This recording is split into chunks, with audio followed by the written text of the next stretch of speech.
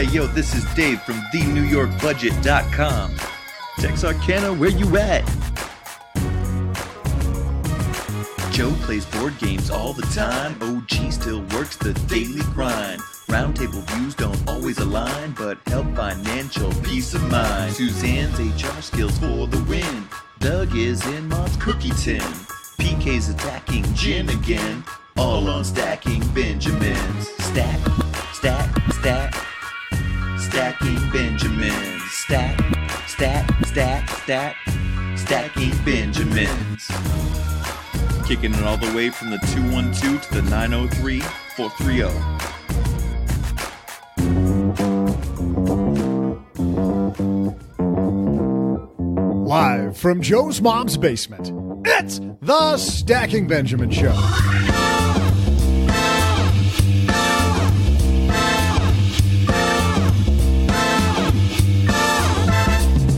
I'm Joe's mom's neighbor, Doug, and it is show and tell day here in the basement, which just means Joe's going to show off another board game and OG's going to pass around his kids' artwork. Anyway, today I found the best show and tell ever. I found a pet. Get this, I was just cruising in the El Camino, and next to the road, I found a beautiful sleeping possum. I named him Peppy. I can't wait to show him off. He's so cute. But first, we're showing off to you the importance of a powerful mastermind. He's the author of Tribe of Millionaires and founder of nonprofit One Life Fully Lived, Tim Rhode. Plus, we'll discuss some new highs and lows for credit cards, throw out the Haven Lifeline to Chris, and finally, I'll share some of my amazing trivia. And now, two guys who are asleep at the wheel on this podcast, Joe and O-G.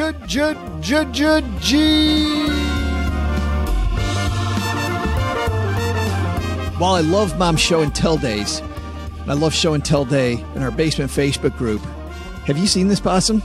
It does not look edible. I don't think it's playing possum. Let's put it that way. I am fairly certain what Doug thinks is happening ain't happening. Hey, everybody, but this is happening. Welcome to Wednesday on the Stacking Benjamin Show. I am Joe Saul-Sehy, Average Joe Money on Twitter, and across the card table from me, it's my good friend OG here for Hump Day. Can you believe it's already the second week of January? And the bad news about this week, I don't know how you feel, but last week we generally worked. Sure, we had a show that came out on Wednesday, but if we pull back the curtain a little bit, we prepped that show probably 10 days ahead of time. So our true work week on the show was Thursday and Friday. This week I've had to work 3 days in a row. This is a slog. What is happening? What kind of inhumanity do they have here? Well, it gets worse because now we start looking at our schedules and going, well, I'm traveling this week and I'm traveling this week and I'm traveling this. All of a sudden it's like, I've got to work. Okay, so cool. We've got to do 32 episodes in the next 6 days. We can get What's that your done. availability look like? Can you do this 24/7? Can you jump out of the basement real quick? We only have to record 6 episodes today. That'd be fantastic. Hey, some of this travel may involve you wherever you live. If you want to come hang out with us at a meetup, head to stackingbenjamins.com/stacker. Not only will you keep up with what's going on in the basement, you will also get some fantastic money advice. I share some of my foibles with my finances. We talk about not only investment strategies, how to have a better risk management strategy, but also getting your debt paid off, having the family meeting that I talk about a lot. Those are all episodes of the Stacker, our email, stackingbenjamins.com/stacker. Yeah, we got some fun coming up, OG. Tim Rhode is here today. He's the head of a company called GoBundance, and it all started off as a mastermind and people pushing each other. And he wrote a fantastic book with a couple friends. One guy who's been on the show, David Osborne, one of my favorite interviews with David Osborne. Tribe of Millionaires is what this book's called. And I think if you want to be a millionaire, surrounding yourself with other millionaires might be some Probably good advice. a good idea. Yeah, he'll talk about how to get that done today. But first, we got some headlines, so let's get this party started. Hello, darlings.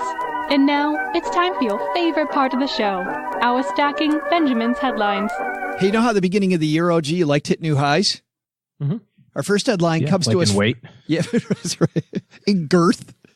So you've got something to shoot for the year. Got to go big so you can go small later. This comes to us from Bloomberg, written by Jennifer Surain and Shaheen Nizirapur. Americans' credit card debt poised to reach 10-year highs. Bam, we did it. Hooray. Yes. Good job, everybody. We have more credit High card debt five. than ever before. It's fantastic. Americans, they write, are projected to fall seriously behind on their credit card bills at the highest rate in a decade as banks push a record number of people to get plastic. The share of credit card borrowers who are at least 90 days past due on their accounts will probably tick up to 2.01% next year, the highest level since 2010, according to a forecast by TransUnion. Still, the credit rating company said the increase isn't a cause for concern, noting that bad card debt still remains much lower than the level seen during the last recession. So that's good news. Hey, we shouldn't be concerned. Could you tell your banker, listen, I'm in the 98.5 percentile. It's not a big pretty deal. Good. Do you know? And he's like, yeah, but you're still 90 days late. Like, I know, but I'm in the 98th percentile. Look at how many people are late too. 2% of all Americans are late. 90 days. It isn't just me. I'm only 60 days late. Why are you blaming me? Why aren't you blaming everybody else? This is a well-managed delinquency, Matt Komos, TransUnion Vice President of Research and Consulting, said in an interview. It's still healthy. This uptick is not concerning with the amount that credit has been expanding. Well, we have Brian Krumzad here Monday helping us get out of a little credit card debt. Oh, gee. If you're 90 days late, there's something seriously wrong. Like, it doesn't matter what's you don't going have on credit with card debt. You've got other issues going on. It doesn't matter what's going on with everybody else. And to your point a second ago that I glossed right over, if you're playing the credit card reward game and you're late on your payment, let's put it this way. If your payment's not paid in full and you're playing the credit card reward game, you're losing money. Big time. I mean, at best, you can hope for maybe 2% over time. Sure. Rewards back. If you can find a 2% credit card, let me know, because I will max that sucker out and let it ride, baby. Because 2% is a good interest rate. Using somebody else's money. Yeah. I mean, it's just, it doesn't exist. A lot of times, especially if you're 30 days late, all of a sudden you're going to be paying 2% a month of interest. So if you can't handle the heat, get out the kitchen. They are right, though. I mean, these credit card companies know the line, and their goal is to find just above the line. Their goal is to make more money. I had one of my credit lines, hello, Capital One. Capital One, one of my credit cards, sent me a thing last week saying they had raised my credit by another 40%. Another 40% more credit they gave me. So you went from like $400 to $560? It's incredible. I went from 80 to 100. Yeah. It was a big number. I mean, we don't need to. Well, it's kind of funny. I was going to say, I look at it from the perspective of the offers that come in the mail. I don't know about you, but I get a whole bunch of those and a whole bunch of borrow money at a low interest rate right now, like in lump sums. Like, come get this 30 grand at 6%. Come get this 40,000 at 7%. And it's super tempting because it is relatively low interest, and you get tempted by like, well, that could give me that money for that down payment, or I've always wanted to do this project. I just got one from the credit union the other day that said, put in the new pool or backyard you've always wanted. Get a home equity loan. It's like, now pass. The reality is that money that banks are making is not returning as much, right? Where they're investing their money isn't returning as much. And so because job growth is good, because the economy is good, people aren't going to risk as much. So they have to go out and offer it to more people. So you're seeing a lot more offers, a lot more increases until people just stop responding to those things. You know, banks are still going to keep sending them because just like any other direct mailer or email offer or whatever. And sometimes they don't even have to like ask you. They're just like, cool. So here's another $4,000. Go get them, Tiger. Hoping that you fall into the trap. Get into my trap. I think that's the reason why it's so important to have an overall debt strategy. Like, a lot of people have debt, but having a strategy around how am I going to pay off my debt? Because as you and I both know, you can use new debt. Like, the banks aren't completely wrong, OG, when they send you this thing, hey, here's something at a low interest rate to pay off this high interest rate debt. that can be effective if you manage it consolidate correctly. stuff. Yeah, absolutely. Yeah, sure. but they know that the vast majority of people take out the consolidation loan and they charge back up the old credit card because they haven't changed the habit. Yep. That's the biggest thing is you have to change your relationship with it. And now is just as good a time as any. But if you haven't sat down and done your monthly spending plan, some people call it a budget, it's really impactful. I mean, it really is. My wife and I went through this. We've been talking about it quite a bit over the last couple of months. We don't spend a lot of time budgeting. We don't, we just put everything on one credit card and pay it when it comes due. But we were talking about it the other day because we have some new goals that we're working on. So we started writing out like, well, here's all where the money goes. And I said, okay, well, we got to keep the American Express bill to this every month. This is the number.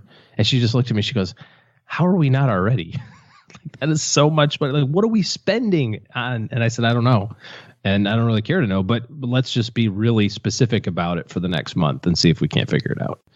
So every time that we spend money this month, we're reporting it.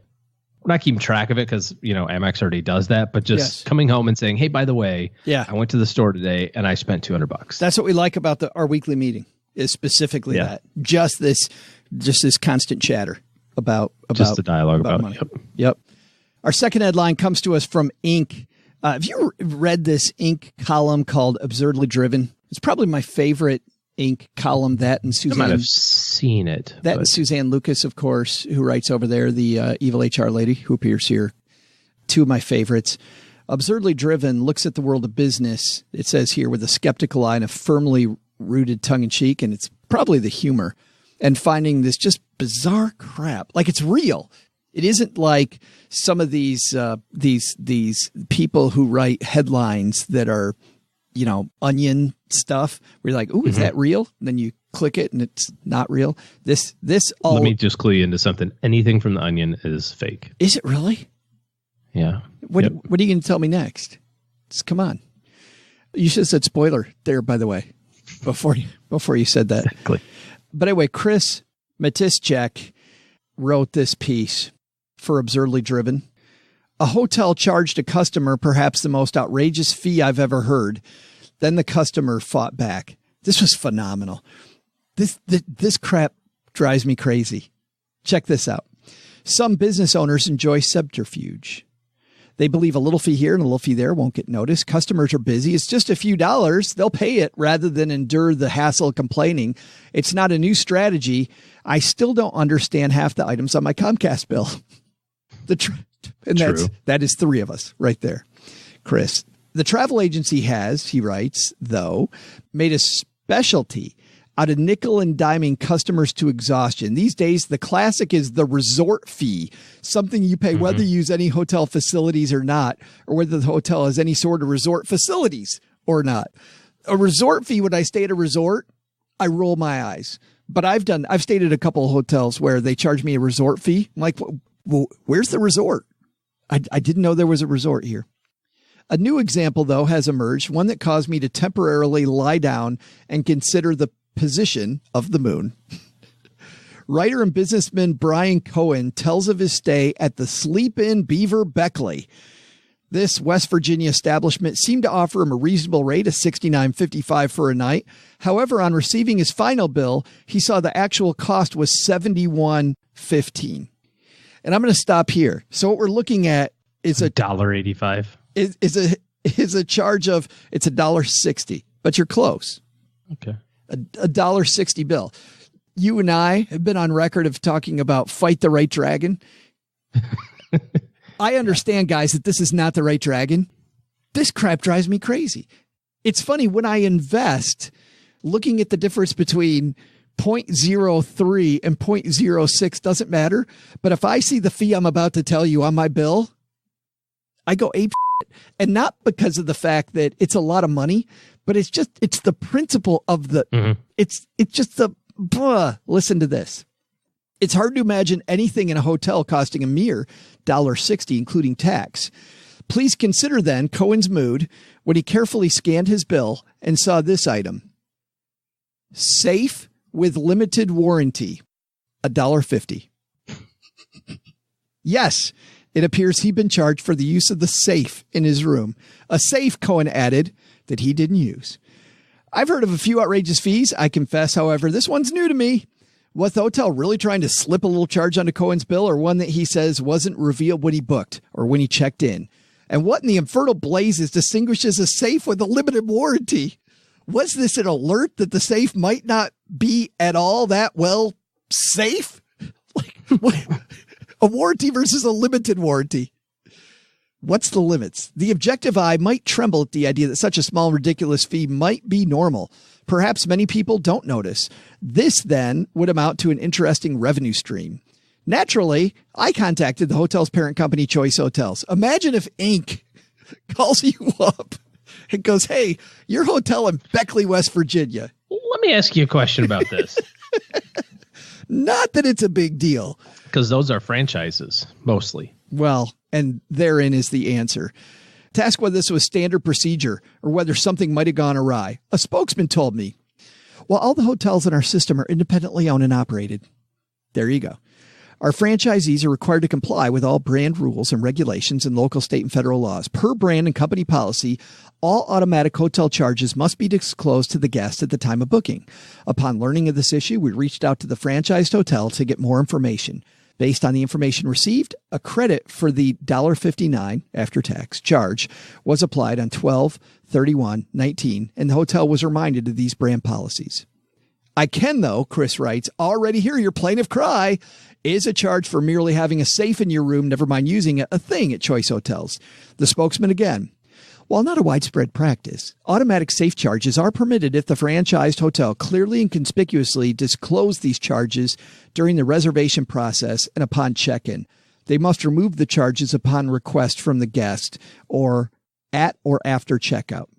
And then Chris writes, I'll try to refrain from ululation. Here's the thing. That's so crazy. Here's the thing Chris writes in the piece. He's like, who thinks this is a good idea? If you run a business and you're listening to this podcast where you think adding $1.50 to somebody's bill for a baloney charge is a great business practice, you got to redefine your idea of a business. Having your customer trust you, I think, is number one. I can't see a good reason for this. I don't like the resort fee either because I'm with you. It's just a tacit increase in the rate. And you know why they do it here specifically. Yeah. So you can advertise $69 rate. Yes, exactly. And then you get there and it's really $106. Yes. Or whatever. Yeah. Cause I got these fees added on. So the advertised amount that made me buy is different than what I was really flipping charged. I show up better in the search rankings. If you search by price, I show up cheaper. Right. It's ridiculous. Anyway, not a big fee. I don't have fee. anything to add on this. Just don't stay at the Sleepy's Inn in West Virginia, I guess. Beckley, West Virginia. Yeah. I think that's lesson number one. We're gonna watch their business plummet now. Mess with us. Mess with the bull, you get the horns, Beckley. Neither of our listeners are staying there. Second is probably a better lesson. Bonus points if somebody can text me a picture of the sign in Beckley, West Virginia for this hotel. The Sleep Inn. Yeah. You know how you get the alumni magazine? We just got the alumni magazine. It's got all the, the back section's got everybody holding the flag up, the college flag. It's on Mount Kilimanjaro, or, here's this person sailing in the Atlantic or in the Antarctic or whatever, it's this firefighter, from the top of the ladder in New York City or something, it's always these kind of cool pictures. We should do that. We should have show off your Stacking Benjamins t-shirt in random places, like Beckley, West Virginia sleep-ins. If you take a picture with that, we will send you swag. Just take a picture of you in the sign. We will send you swag. I think that's a good idea. I think that's a good lesson too. But the big lesson here, I think, goes back to our first headline. Don't play the credit card reward game or open up any other debt until you have an overall debt strategy. Your goal should be to effectively use debt, not to get used by people selling debt or selling safes with limited warranties.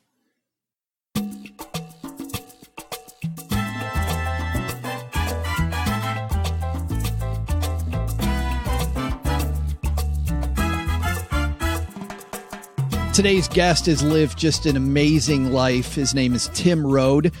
Tim is the co-founder of a company called GoBundance, which is, I'm sure we'll ask him about GoBundance because that has a lot to do with this book, Tribe of Millionaires. What interested me about Tim was that this has been the case, OG, in my life, and also I know in your life, that when you surround yourself with the right people, you will go farther. I did not start running marathons until my friends were marathoners. I did not start thinking about charitable giving until I surrounded myself with other people who did that. And consequently, also, I drank more when I surrounded myself with drinkers. Yeah. You're a product of those people. I mean, there's a little bit of the Joneses, I suppose, mentality. Absolutely. Let's help you create your tribe of millionaires. Tim Rhode coming down to the basement.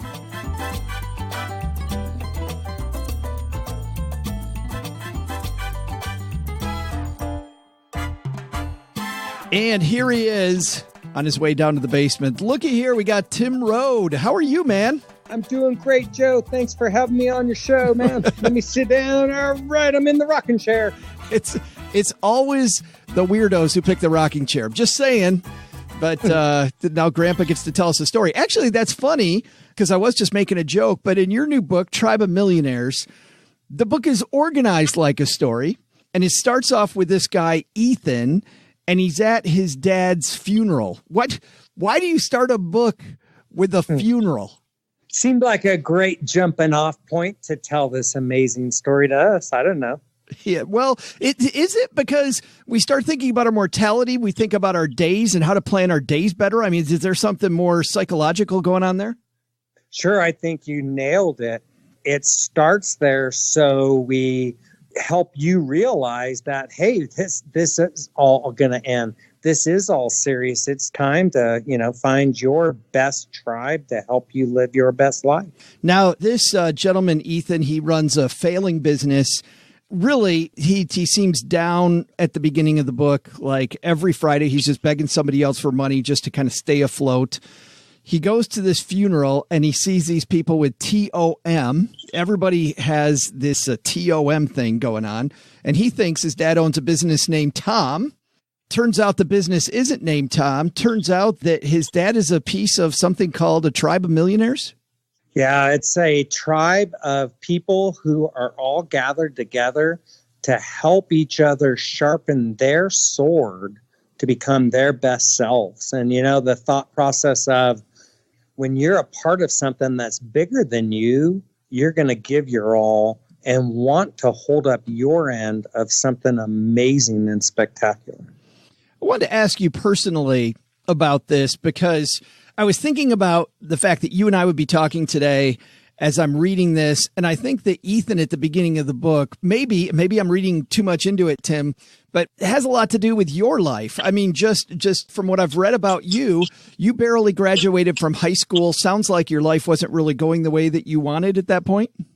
It's funny because Ethan is a combination of all of us, as are the mentors in the book. A lot of people have tried to figure out who's who. Honestly, if I'm anybody in the book, I'm the Ethan's dad. Oh, Pat, and the pallbearers are carrying me away. And now I hope people are even more intrigued who haven't read the book and think, wow, Tim's the dead dude. But I also think I'm the adventurous one. I'm the heart-centered one. And that's the intriguing piece about the book and the intriguing piece of our tribe is we've all evolved to where we've taken on the good characteristics of each other. And by learning each other so well, we've helped us drop most of our bad characteristics, if that makes sense. Because a tribe that cares so much about you, David Osborne, Pat Ivan, I've been mastermind buddies with these guys, for well over a decade now. They're freaking brutal. If you say you're going to do something and don't do it, Pat Ivan will call you a false prophet of the highest order. And David finds 95% of what you do is great. He finds the 5% that you need to work on. And get this, Joe, they love me enough to point it out and help me correct that. Does that take a certain personality, though, to be in that group of people? Because I know, like some kids, I used to mentor some kids, and some kids, really, the more you push them, the harder they worked, right? But there were other kids who just completely fell apart the second that you started getting critical. Yeah, our tribe isn't for everybody, and we don't want to be. And if you're the person who falls apart when others get critical, and if that criticism comes from love and comes from the want to help you become your best self, then if you're not willing to do the work to self-correct, we're probably not the tribe for you. I want to get back to what you said about you being Ethan's dad. Ethan's dad created this group. You created a similar group, Go Abundance, and I want to dive into what you talked about your mastermind, ask you about how you set that up. But were you always this type of person, though, Tim, or were you somebody that needed a mastermind that was kind of wandering and couldn't find stuff? Tell me about the evolution of you going from being the guru, right, who creates this mastermind stuff, to before that. Yeah. If you met me in high school, you'd have thought I was the last person that's going to create something like this. As a matter of fact, you probably thought I wouldn't make it to 21. I barely graduated high school. I made a lot of bad choices. You know how you have an angel on one side and the devil on the other? The devil was winning at that point.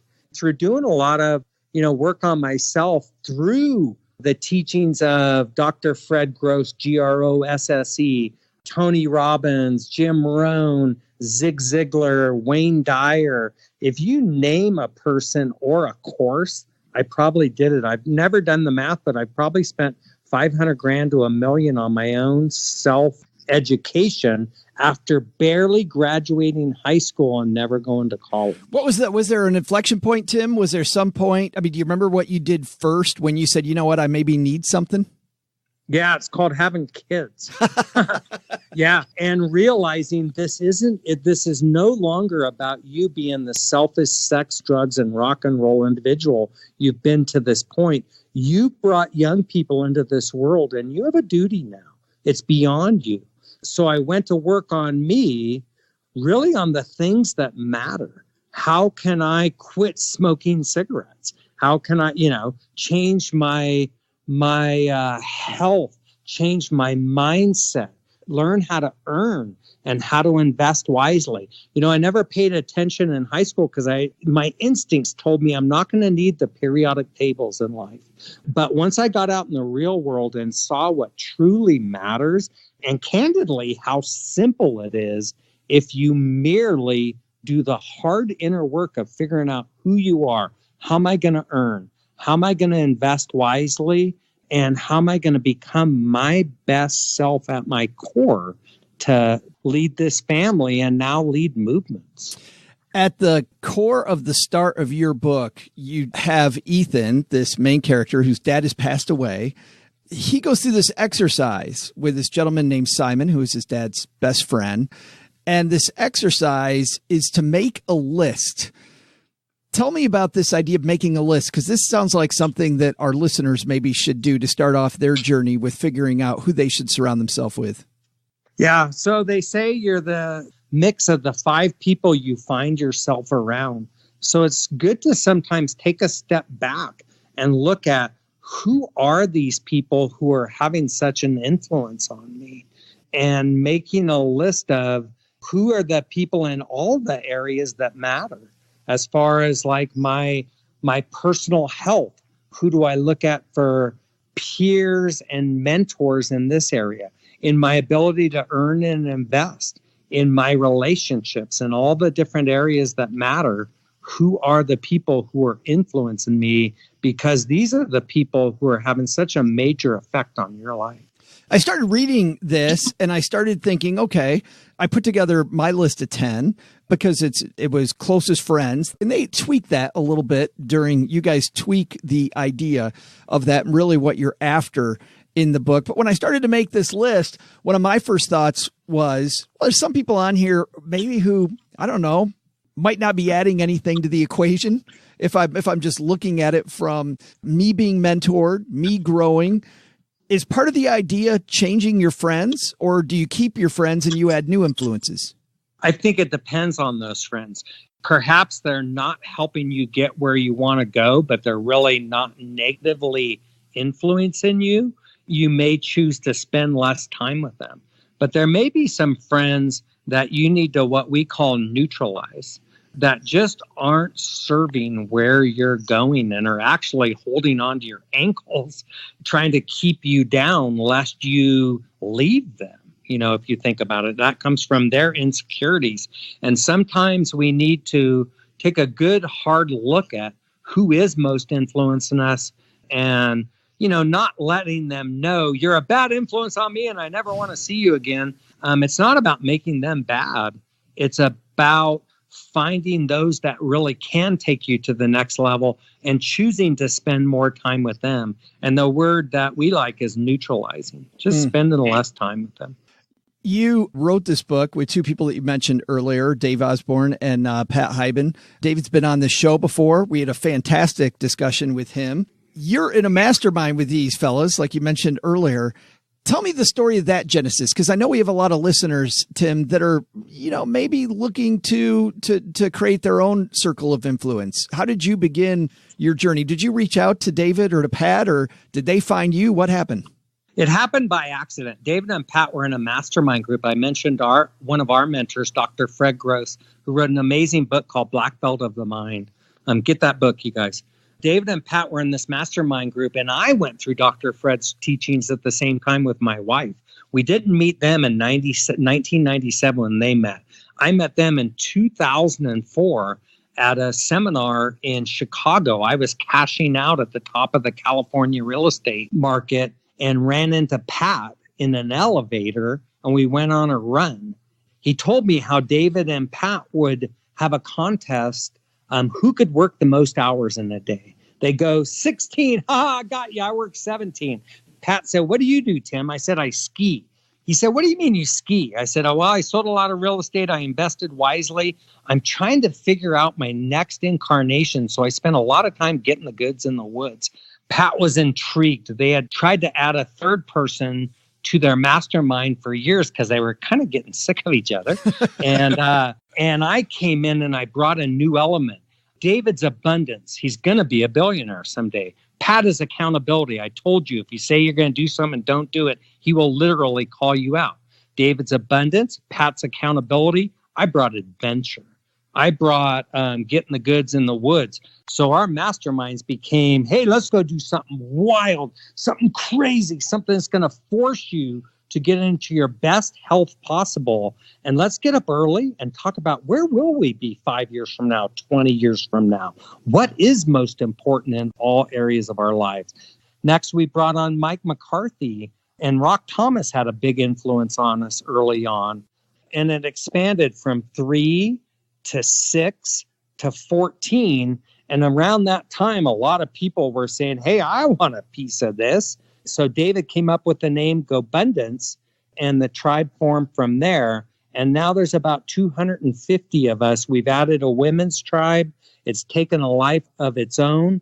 Everybody who's come in, because it's grown slowly and organically, has gotten the vibe and has grown into something amazing based on adventure, abundance, and accountability, and grown from there.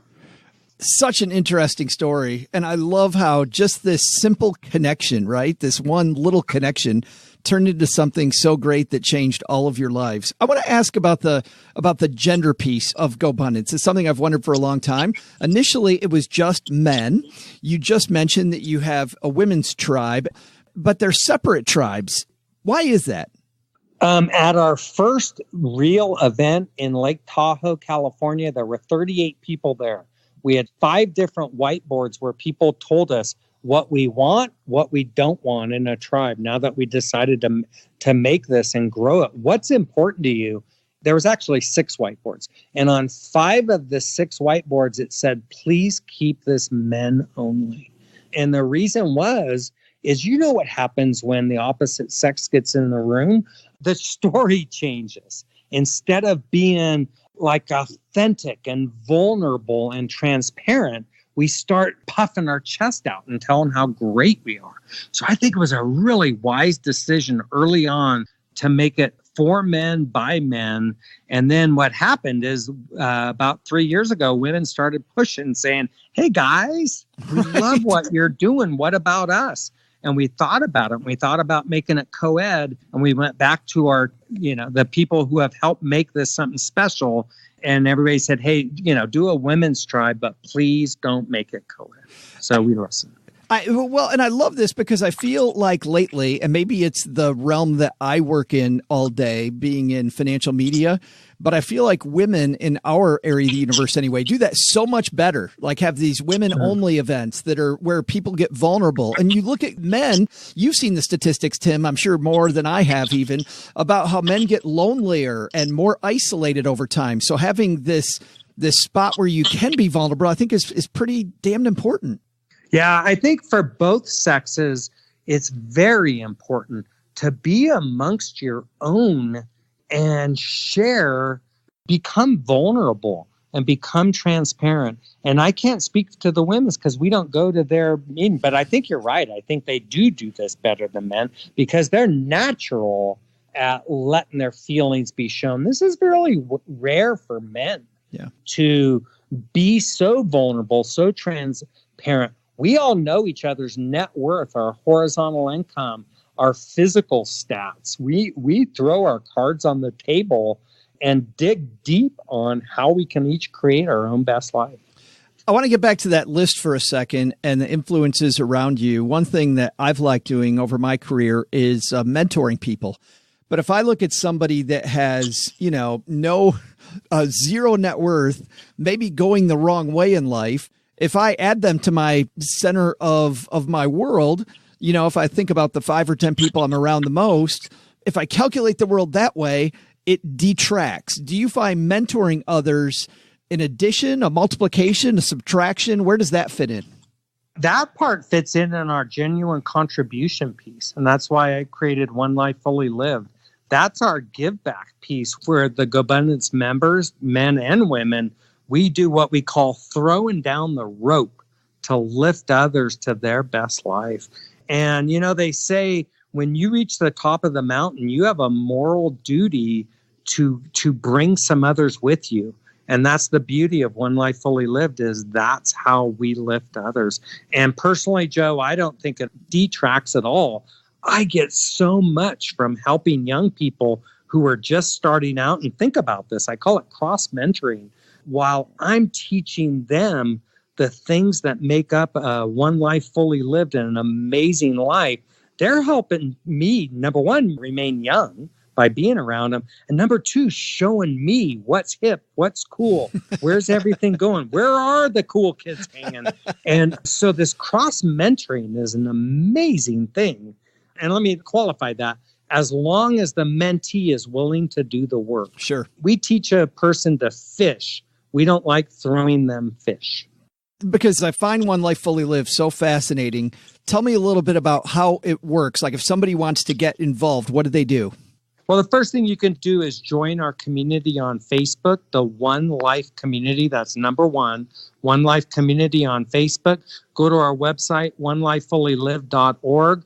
We'll have events all over the country this year. And we also have a contributor club where you can hear masters like David Osborne, like Robert Kiyosaki. Some of the best in 2020 are going to be helping our members learn how to dream, plan, and live their very best life. We will link to all of that, by the way, on our show notes page at stackingbenjamins.com. So if you're walking the dog or you're on your commute, don't worry about it. We got you covered. Just head there later. The book is called Tribe of Millionaires. What if one choice could change everything? Where do people get this so they can read the story about mentorship and community and making a better version of yourself? You can either get it at GoBundance.com and look for more information about our tribe. Whatever your gender is, go to GoBundance.com. And also the book's available on Amazon. It's called Tribe of Millionaires, and it's got, as of now, 77 5-star reviews. Holy cow. So we must have done something right. Well, I wish you had some passion, Mr. Rhode. If you had passion, that would help a little. Joe, I think we must be related somewhere because I can see you got the same. I call it the dreamer's disease from the song "Get What You Give" by the New Radicals. Oh yeah. That's a pullback from a couple decades ago. Yeah. Happy New Year, man. Hey, Joe, it's been a pleasure. I hope you guys all got a lot of this. Please check us out. Go Abundance and One Life Fully Lived. Hey there, trivia fans. I'm Joe's mom's neighbor, Doug, and I got some surprising news. Unbelievably, Joe's mom did not like my show and tell. In fact, apparently, Peppy the sleeping possum on the side of the road wasn't sleeping at all. He's DED dead. In fact, she wouldn't even let me bring Peppy inside the house while I figure out what to do with my apparently dead friend. Now, I'll let you stew over today's trivia. How about this one? What famous rock legend born on this day and was actually spotted working at a Burger King in Kalamazoo a decade after his alleged death? I'll be back with your answer faster than you could say possum stew. Wait, that's an idea.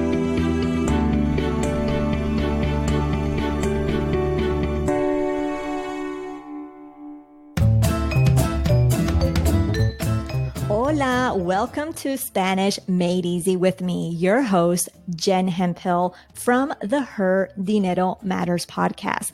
Today, I'm joined by the host of the popular How to Money podcast, Matt Altmix. And together, we will share a popular and simple Spanish phrase so you too can use it in your own life. Sound easy? Sure. Today's phrase is, Tony, I'm not sure your life insurance benefit is high enough for you to pound tequila like that. In Spanish, you would say this popular phrase just like this. Tony, no creo que el pago de tu seguro de vida es lo suficientemente alto como para que tomes tequila de esa manera. Now let's hear the co-host of How to Money, Matt. Try it. Ready, Matt? All right, guys, you chose the right man for the job. Here we go. Tony, no creo que el pago de tu seguro de vida es lo suficientemente alto como para que tomes tequila de esa manera. That was just perfect. Perfect. See how we sound almost exactly alike? You too can speak Spanish easily and comfortably listening to Stacking Benjamins. See you next time. Ciao.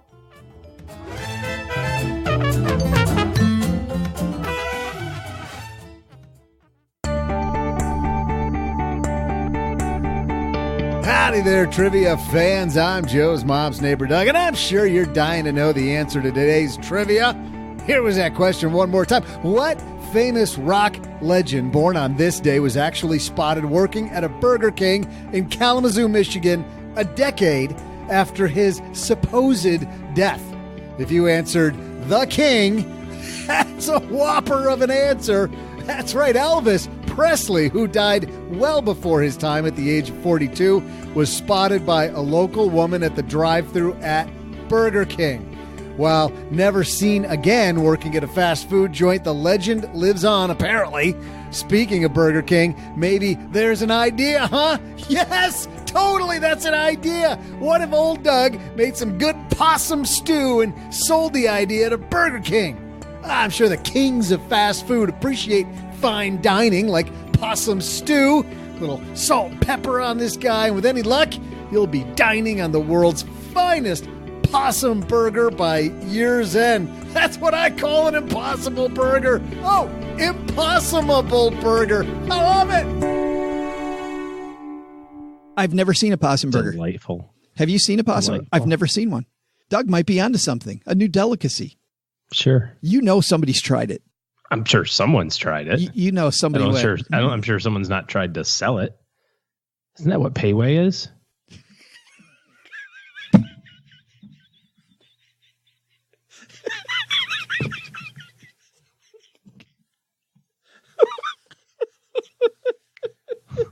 Dear sir or madam, please refrain from assimilating Payway fine dining to possum burgers. Thank you. Payway General Counsel. I'm kidding. I like Payway. I was going to say, for the record, I really like Payway, but it sure is funny to not know what's in your stir fry. Yes. Tim Rhode making some great points, and you're right, OG. The people you surround yourself with, make that list. Who do you surround yourself with, and think carefully about who those people are. I saw something about, I don't remember if it was a drinking article or not drinking article or something along these lines, right? Where as you grow in relationships, sometimes you kind of move on. The author was talking about how you feel like, oh gosh, I can't change that friendship, or I can't drift away because then I kind of left him behind, and they're going to know that I left him behind. And the author went on to talk about that and said, if you think that's the case, then you are way more self-centered than you actually know, because you're not the center of their universe. So as we think about growing our relationships or growing past some or growing into other ones, and you go, well, I can't, you have to recognize that you're not really leaving anybody behind because you're not in the middle of their world. Yeah. Stop being so self-centered. I actually, when I was thinking about that, I was like, wow, that is sometimes how you think about, like, well, those are my friends from high school, or those are my friends from college. I can't, what'll they think of me? They won't even notice, probably. Well, and like Tim said, if you think they'll notice, just limit your time with them.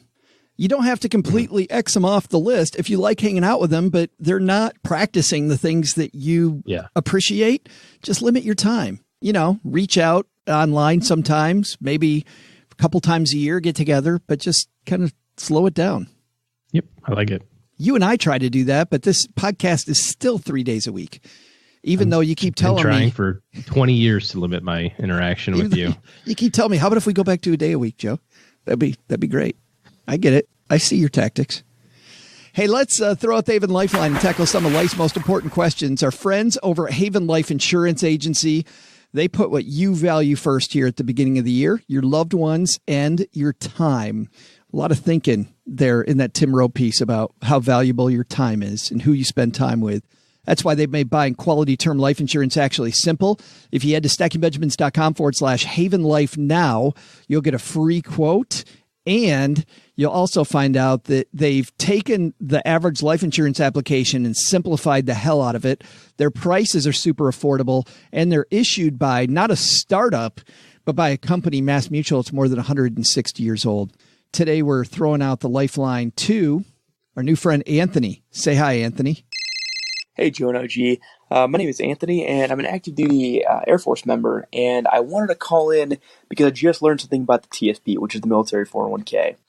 For those of us that are super eager to max that thing out, you have to be careful because if you're in the new retirement system, the BRS, you get a 5% match. However, that's per pay period. So if you were to max that TSP out early in the year and miss contributions toward the end of the year, you would forego that 5%.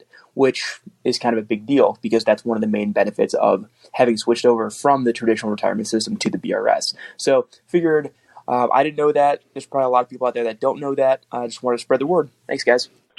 That's a guy right there who deserves some Stacking Benjamin swag, OG, because whether you work in the military, and thank you, Anthony, for your service, or just any company. There's a lot of companies that work this way, and it's a good reminder at the beginning of the year to figure out your match, to maximize that money. Yeah, and there's a lot of different ways to do that. I think by and large, most companies work in that regard. They match per paycheck. I know there's a lot of people out there who are like, oh, I want to max this thing out. I can max it out by March. Or I can max this out by June. Or I can max this out by September. That's fantastic. Do that, except for figure out the 5%, like in this case, the 5% match. Make sure that every paycheck has got at least 5% going into it, and then add the additional money on top of it. And then you get to the max by September, but the max is still October, November, and December of you doing 5%. So make sure that you consider that. There are very few organizations that will continue to match your retirement plan contributions after you stop contributing. So I would encourage you to, like he said, make sure that you understand what those matching rules are. Great stuff, Anthony. Thank you for the call. If you've got a call for the Haven Lifeline, head to stackingbenjamins.com/voicemail. And I love it when Anthony's so succinct, we can wrap up that section of the show in about 15 seconds because you can't put it better than Anthony did. You nailed it. Big thanks to everybody for hanging out with us today. As usual, we know that, speaking of time, we know that your time is valuable. And the fact that you spend it with us, we very much appreciate here in the new year.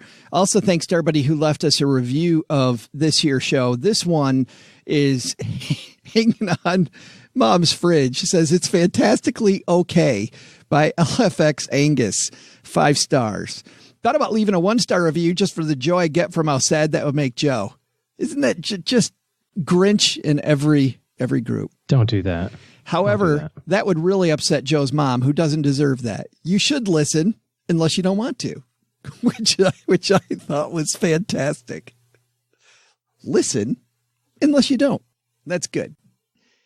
Thanks a ton, LFX Angus, for the review. And if you can do that, that obviously tells people what they're getting into with Stacking Benjamins. Also, OG and his team, as we talked about on Monday, got room for probably about 40 people before his team has to close the doors again for a little bit. So head on over to stackingbenjamins.com/OG when you're looking for better financial help and better results in your corner. And by following that link, stackingbenjamins.com/OG, you'll interface with him and his team about how they would plug into your financial situation.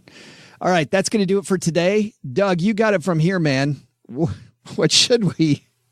I can't wait to hear how this Burger King thing's going to go.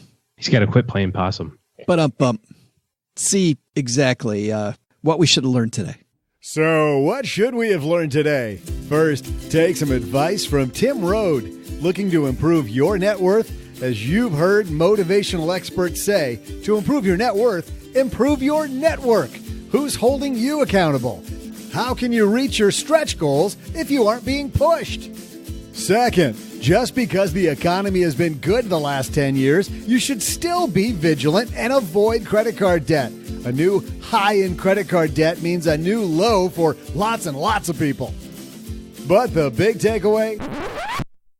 Don't even try to pitch Burger King on possum burgers. Apparently, even though they sell patties that aren't even meat, they won't go near the delicacy that we know and love as Peppy. They hung up on me. Long live Peppy the possum. Well, yeah, then again, he's already dead. So long. Whatever. See you, Peppy. Big thanks to Tim Rhode for stopping by the basement. You'll find links to Tribe of Millionaires, Go Abundance, and his nonprofit, One Life Fully Lived, on our show notes page at peppythepossum.com.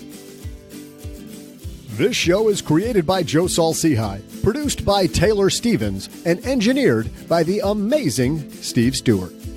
Online, visit us on Twitter at SBenjaminsCast or on our Facebook page. I'm Joe's mom's neighbor, Doug, and I'm pretty much the guy in charge of everything around here. Trust me, this well-oiled machine didn't get like this all by itself. SB Podcasts may receive payment on the show from sponsors and guests in the form of books, giveaway items, discounts, or other remunerations. That's a big word. There's no way you take advice from these dorks, but like Joe's mom always says, don't take advice from people you don't know. This show is for entertainment purposes only, and before making any financial decisions, consult with a real financial advisor.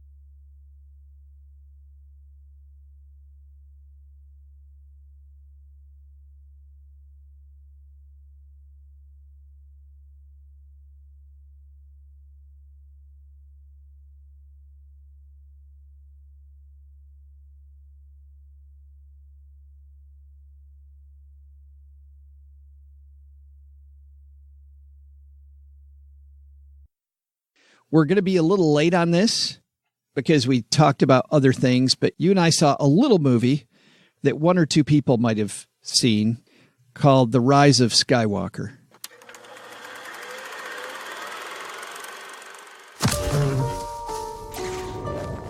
It's an instinct.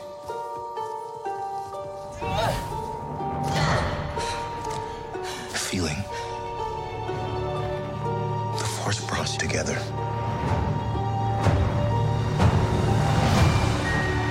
We're not alone. Good people will fight if we lead them. People keep telling me they know me. No one does. But I do.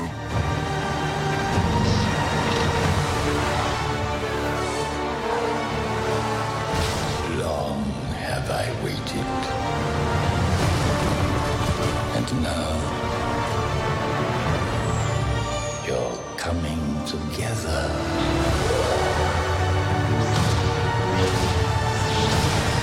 Is your undoing. What are you doing there, 3PO? Taking one last look, sir. 3PO taking one last look around the room. Can't tell you what that scene's about because that'd be a spoiler, but that's a good scene in the latest in the Skywalker saga and the last one of this, quote, original trilogy, even though I'd say the last three here really bent the hell out of what George Lucas might have been thinking about the trajectory where this was going. So this is one of the few movies that before we actually reviewed on the show that you and I both saw before we talk about it on the... Yeah, I saw it before the opening night. You did? Somehow got tickets. I saw it a week after. I saw it at like a noon show on the... A shaky handy cam. I saw it on... In German. I couldn't couldn't really care for it. I couldn't understand anything that's going on. Actually, it's funny because my sister went to see it with her father-in-law and my brother-in-law, and she looked over 3 minutes into the movie, and her father-in-law was asleep. And at the end of the movie, he walks out and goes, "It was really confusing." Of course, it's confusing when you missed the first eight 3-hour movies. You missed the first 24 hours of what's going on. I will say this, though. Mom went with us to see the movie, and she hasn't seen all of them. And she said exactly the opposite. She was awake, believe it or not, the entire time. But she said, yeah, they set it up really nicely. These are the good guys. These are the bad guys. Here's kind of what's going on without a lot of exposition. Like they don't have these long drawn out discussions about where we're at in the plot. They just kind of send you in, but it's very apparent what's going on from the beginning of the movie. I think you could pick it up with this one and you wouldn't feel terribly left out. Well, yeah, obviously this kind of ties a lot of storyline together over 8 episodes. So I think you can enjoy the movie. But it's probably better not to not know anything else. But it helps to have some background for sure. I liked it. I mean, I know there's a lot of Star Wars purists out there that, like you said, oh, this is not what George Lucas wanted when he started in 1977. Like, whatever. Like I just got a half a thing of popcorn, some peanut M&Ms, and a cherry Coke, and I just sat there and watched the lightsaber fights and enjoyed the hell out of it. Like everything about this movie was great. I thought. I know critically it wasn't well received, but I thought it was fantastic. I mean, it's not supposed to be like a biography of Abraham Lincoln or something. It's a made up movie. It isn't like the Harriet Tubman movie I felt bad saying I didn't love, right? Because it's Harriet frickin' Tubman. Like I love everything about what Harriet Tubman did, but the movie wasn't that great. They could have better with this one. Yeah, this isn't the story of, well, let me ask you about a few stories in here. First of all, there's all of the old cast, right? And they wrap up the stories of 99% of all the old cast, you could say. There's one character, kind of looks like they might be coming back in one of the future ones. They set up, by the way, at the end of this, of course, because it's Disney, they set up a ton of lines so that any other director or writer in the Disney universe can grab on and take it and do something else. Like they set up so many. I felt like the first 10 minutes was them just setting up things that somebody might be able to latch onto in the future. I felt a little hit over the head with that. Like, yeah, this isn't the end. There could be something over here. Could be like two characters. Well, I know that Disney, like my kids were talking about, they're like, that was the last one ever. I'm like, that's not the last one ever. Disney spent $4 billion for this franchise. There's going to be another movie and another one after that and another one after that. I think they've got it scheduled for like 2023 or something. I was reading, I flipped right by it on my Flipboard this morning. There was a headline that said that 2021 is going to be a great year for Star Wars fans because they already are working on a bunch of stuff. I mean, you pay as much as they did. 23 was the first one, but I like this cast a lot compared to having seen, we watched all the movies from Thanksgiving on. So we started at number 4, but we went 4, 5, 1, 2, 3, 6, 7, 8, and then went to 9. Yeah. In fact, we watched 7 and 8 the days before. So we did them in order. Tuesday night, we watched 7. Wednesday night, we watched 8. And then we went to the movies Thursday night to watch this one. And I think out of all of them, I like this cast the most. Like these, this group of people better than the 1, 2, 3 group or the 4, 5, 6 group. And I know that the 4, 5, 6 group is kind of the original, cast, but I don't know. I liked it. I thought it was good. Yeah, I thought they did a good job of rotating out of the old cast completely, almost, as I mentioned. They did a great job of introducing new characters. I agree with our mutual friend, J.D. Roth from Get Rich Slowly. He wrote a long piece about this. He was another person that was like, you don't need to have that many bad guys on the screen at one time with CGI for it to be realistic. Like there's nothing realistic about a sky full of Star Destroyers. Like nothing realistic. He's like, it'd feel more powerful if there were 4 of them and they made them seem really evil. But when you've got 9,000 of them, he said it just doesn't. Okay. For me, JD, you're overanalyzing a Star Wars movie. I was like, I hadn't even thought of that. But okay. I know. But he did say something I totally agree with. Rey, the hero of this 3-story arc, is his favorite character. And I think it might be, if not my favorite character, one of my favorite characters. The conflict going on in her head, the way that they write that conflict into the storyline is what takes sometimes for me boring action sequences that are just, okay, just wake me up when we're done with this. Gives them a little more meaning because you can always see how conflicted she is about almost every fight she's in. And you could imagine how great it would have been if they would have actually done just a smidge of this in like 2 and 3 with the whole like Anakin transition. Oh, Anakin could have been so much better. Yeah. Because at the beginning of that, when they show great. Well, sure, when they show Anakin as a little kid, like one of my favorite scenes is one of my favorite scenes in the whole series is the scene where he's doing the racing. Mm-hmm. When he's a kid and he's racing and you're seeing his brilliance, that's number 1 or number 2. Yeah. That's a fantastic sequence when he's young. And then he grows up and they lay a turd with that character. Yeah, I think so. But anyways, I liked it. Did you like it? I did. There was nothing to not like. And on the other end, for me, there was nothing super memorable. Like I walked out just like you did. I went, that was a fun way to wrap it up. Let's go do something else now.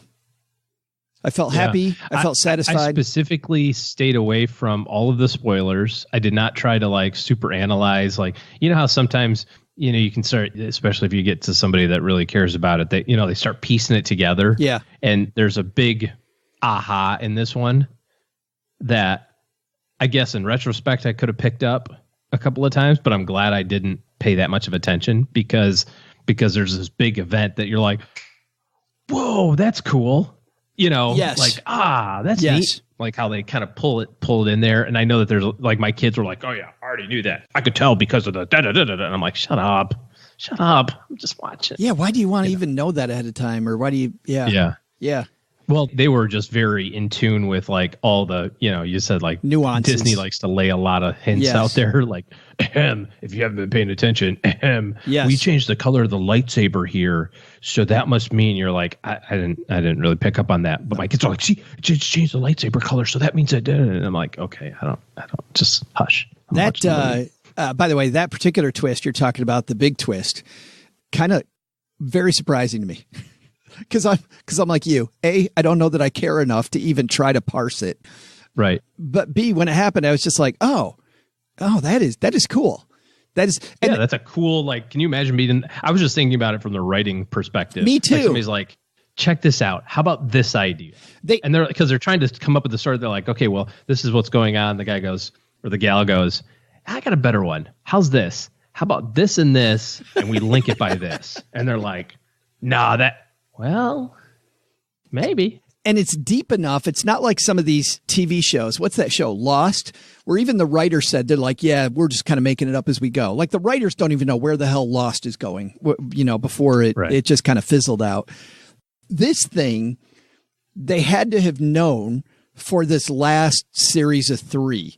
Like when they created these characters, they had to from the beginning, because the question has always been there. This particular question's been there from the beginning of this third series. I don't think that you have to have it written. I think that you just leave it open on purpose to go, we don't know where it's going to end. No, I think they knew. You think on day one, they said, yes, here's the story arc. Because it's an easy enough big twist that you go, yeah. I mean, it felt so natural that was the big twist. It didn't feel forced in. There's one, we'll talk about this after we hit stop. There's one part that is the eye roll part. Oh. Do you agree? You told me about this. Oh, okay. I didn't eye roll as much as you did. Oh, okay. I just went, yeah, okay. Yeah. Yeah. I was like, come on. Really? Yes. Totally unnecessary part. Yeah. Yeah. Well, could have ended any other way. It's a movie. It was unrequired. Yes. Could just took that little 2-second part and just cut it, and it still would have been complete. Yeah. Thumb up by both of us. Also, if you're not a Star Wars fan, this movie's not going to make you a Star Wars fan. But if you are a fan, how come you haven't seen it yet? What the hell are you waiting for? Wait for it to come out on DVD. Go see it. Wait for it to come out in German with a shaky cam. Handy cam. On a pirate. Get on the street for $5. A pirate thing. Yuck. Don't do that, kids. Do not do that.